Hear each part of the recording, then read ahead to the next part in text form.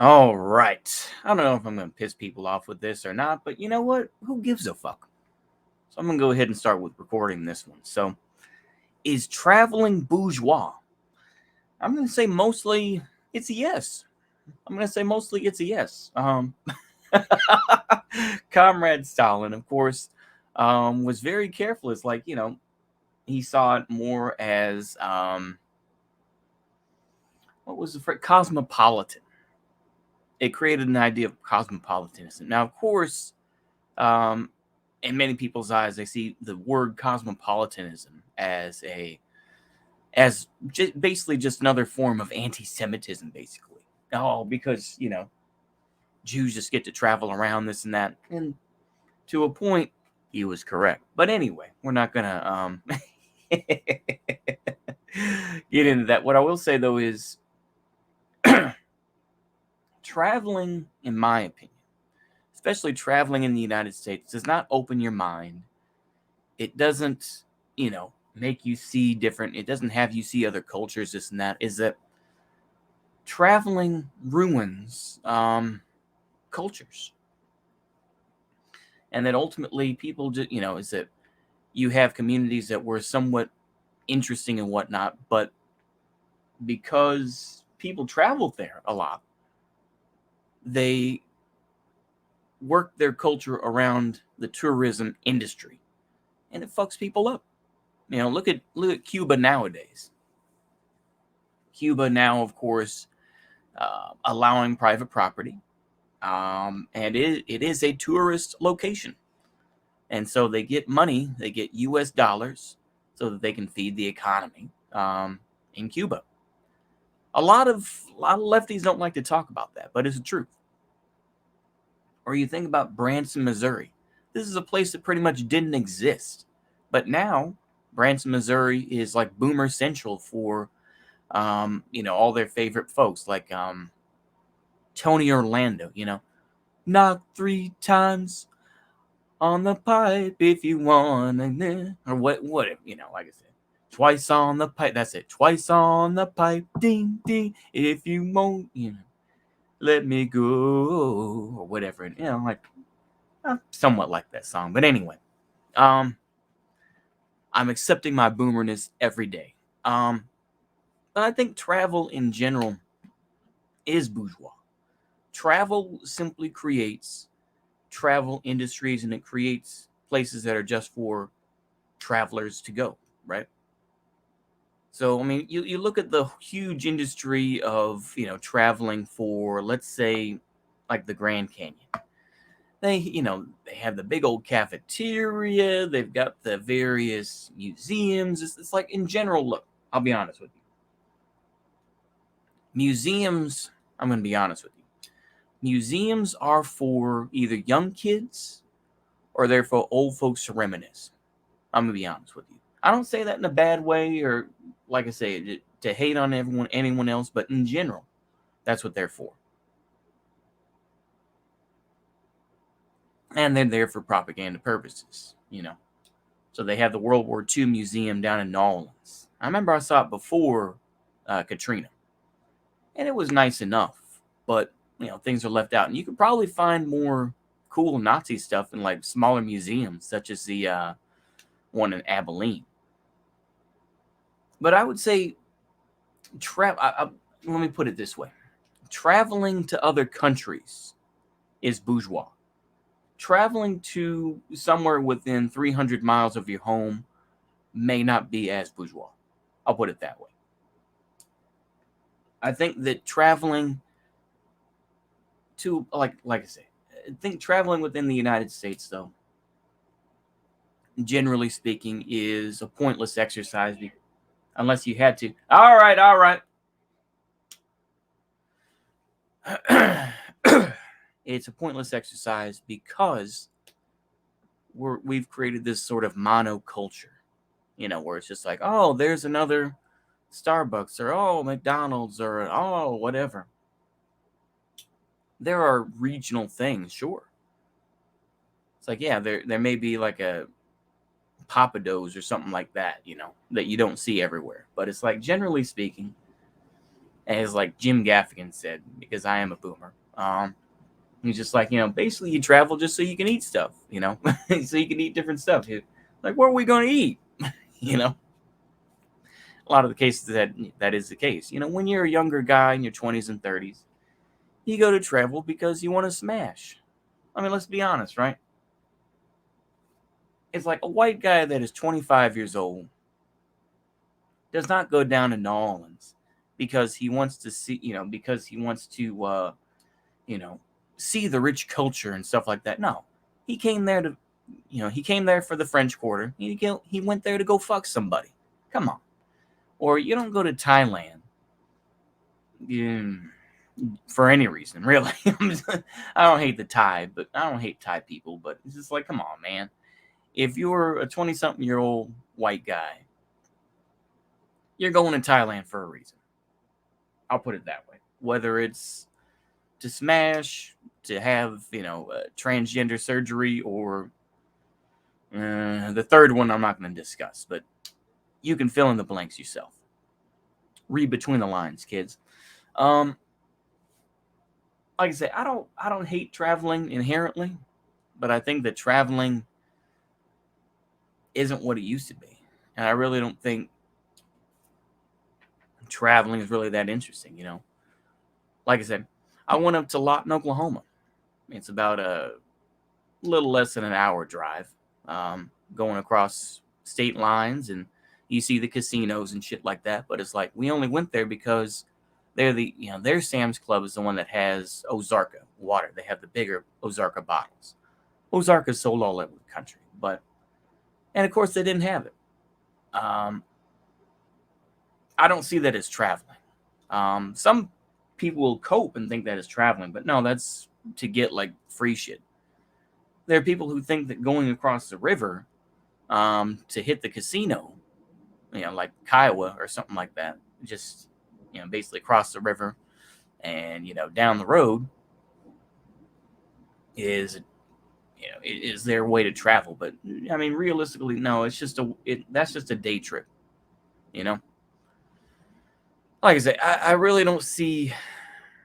This is something that I think if you really squeeze lefties on, you'll see their motives, and you'll see that they really don't give a shit about ordinary people, and they just want to be able to have their own hedonic needs met.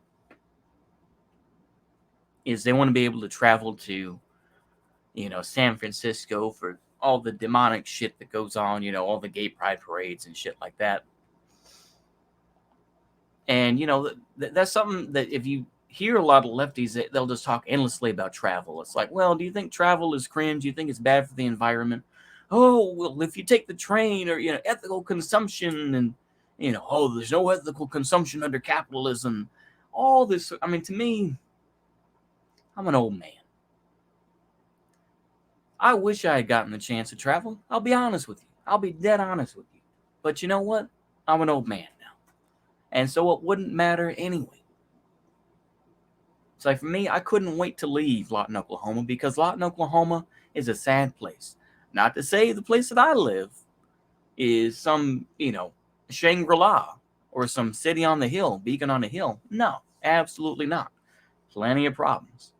But I've been through Lawton, Oklahoma enough to know it's like, yeah, it's pretty bad. And without the Army, without Fort Sill, Oklahoma, without Fort Sill, the base, post, excuse me, that place would go under. Fort Sill, Lawton, Oklahoma would go under. I mean, do you think that Goodyear plant is going to hold people down? No.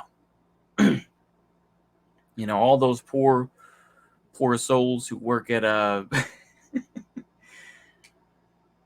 at the pawn shops waiting for privates to, sell their belongings so they have enough money to, do stuff with, or get rid of their weed or something. I mean, I don't know. I mean, there's a place literally, I don't know if it's still open, but called Shady Sands in Lawton, Like I said, and I will say this, and I know people are going to probably say, why are you shitting on Lawton? We tried to clean up your town. I know you have. But it's like you go down, it's like, yeah, you do have a nicer place for, like, municipal stuff. It's like, yeah, you got the new fire station out there, and you're updating that school across the road. But you go down Lee Boulevard and you'll see that abandoned hotel that's been abandoned for probably 20 or 30 years. You see the slummy sort of areas. Like I say, Lawton is what it is, man. It's an army town. It's gonna be tough. You're gonna have, violent shit happen.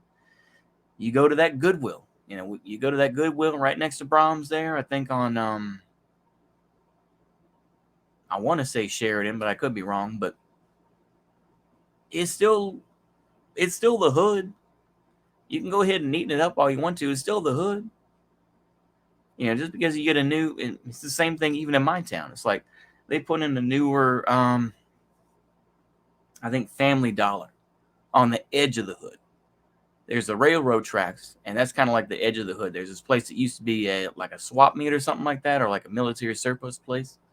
And that's just where a lot of folks just chill out because they got shade. And just a little bit further down, but it's still the hood. It's like, don't lie to people. It's still the fucking hood, man. So, I don't know. People can lie to themselves. People can trick themselves and be like, yeah, it's okay to travel to places and whatnot. But yeah, where are you traveling to? You're traveling to the nicer parts, right? Unless you got family and whatnot and they live in the hood. But that's not necessarily traveling. That's going there to visit family. That's a whole different sort of thing. I'm ranting and raving about bullshit right now. But honestly, I think it's important to talk about because I think that with a recession, with continued economic downturn, traveling is a fucking luxury. And I would argue traveling has always been a luxury. And when I say travel, I mean traveling to other countries or traveling maybe to, like going like Branson, Missouri or going to LA or whatever. And you live in North Dakota and you decide to go out to LA. That's fucking traveling. Fix your own community first before you want to fucking travel. And that's the problem with lefties. They don't like the people they live around. And they'd rather talk shit about them and think that Christian nationalism is coming and all this and shit their pants over it. But when it comes to actually talking to real people and deciding what they want to do, they don't want to do it. They'd rather LARP online and they'd rather fearmonger. People like Vosh, of course, who go on and on about how he doesn't like spirituality and whatnot. But then he'll also say in the same breath, like, oh, I don't like going outside without my gun. Well, then you're a fucking pussy. I'll just tell you that right now. You're a fucking pussy, and it shows that you just want to be one of these niggas who just, starts fires and, that instigates shit, but you don't want to be responsible for any bad shit that happens. That's my take on it. These lefties want to travel, and it's like, well, it's okay to travel. You should have other comrades. Give me a fucking break. Let me tell you that right now. Give me a fucking break. Mexico has its own culture and has its own history, somewhat intertwined with the United States. Let's not lie.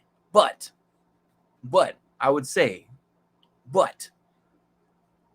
they have their own issues that arguably they have to take care of. The cartels, the issues with, lack of, their water or whatever the case may be. But you know what? That's their deal.